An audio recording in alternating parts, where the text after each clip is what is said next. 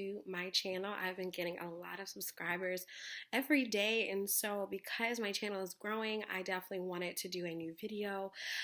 Promise you I'm going to try. I'm going to try to be more consistent. I can't promise too much, but I do want to give you guys, of course, knowledge and tips. And so I wanted to do another things I wish I would have known when starting my e-commerce business. This one's going to be a little bit different because it's focused more on the e-commerce side, starting a store versus just having, just a business in general. So here are 7 tips. The first one is domains aren't expensive. When I first got started, there is just people just don't tell you. And so you think that, when you start an online business that it's going to really cost a lot. And if anything, you're going to put more dollars into marketing and advertising than anything else. So the majority of your startup costs, as far as, getting a domain and all that kind of stuff, that really doesn't cost at all.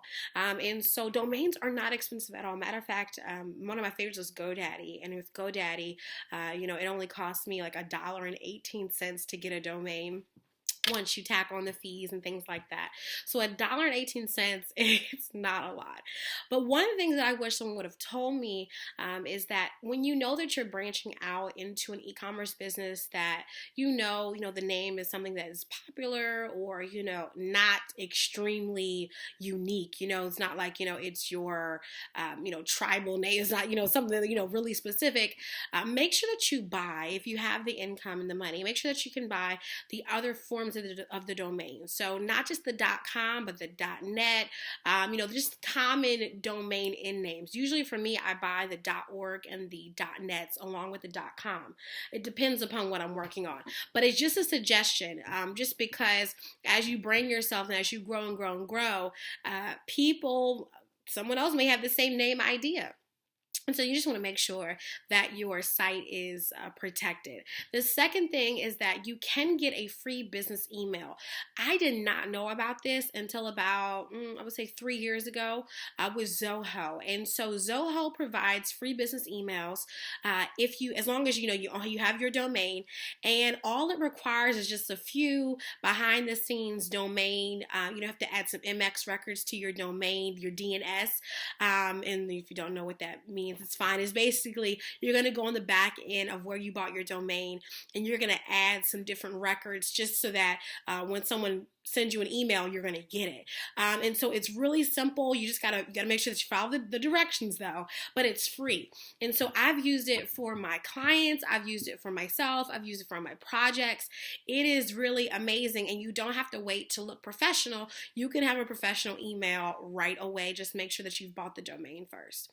Okay. The third one is that starting or launching your e-commerce store can be for free as well. The two of my favorite sites, actually my number one, is as long as you own the domain with Square. Square is free. You don't have to own a domain, but you can actually link your domain for free. Now that's awesome because I know even with Bigcartel, if you want to link your domain, you have to pay the next level up, the $9.99 plan. But if you're low on funds, check out Square. Now the thing about Square is that the reason why they give you such an amazing store, and again, the Square platform is really for physical product. It's not for digital product. It's for physical product, and also for like events, things like that.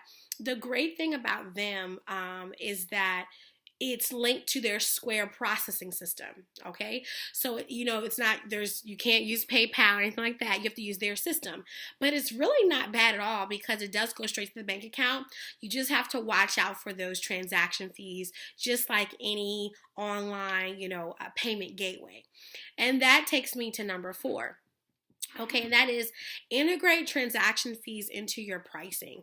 So, a lot of times because you have a strictly e-commerce business, all of your transactions will be hit with those percentage fees, 2.9%, 2.8, 2.6, whatever those processing fees are. When I mean by processing fees, I mean, if you use PayPal, to use PayPal for your business, the way that they make money is through transaction fees. So they're going to take a portion of each sale, okay?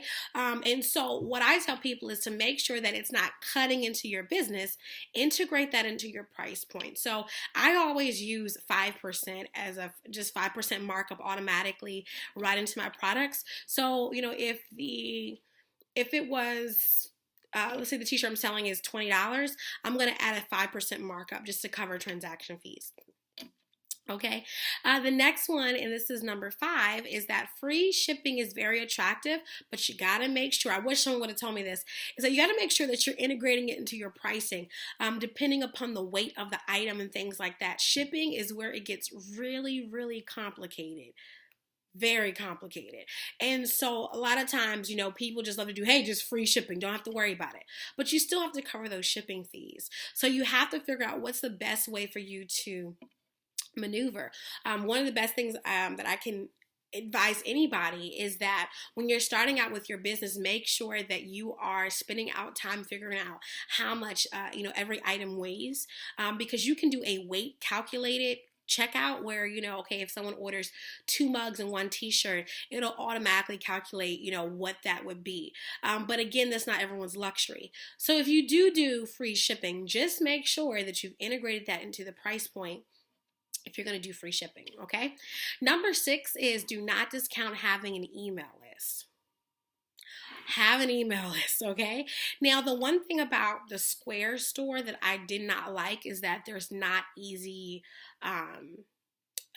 email marketing integration, right? There really is not that.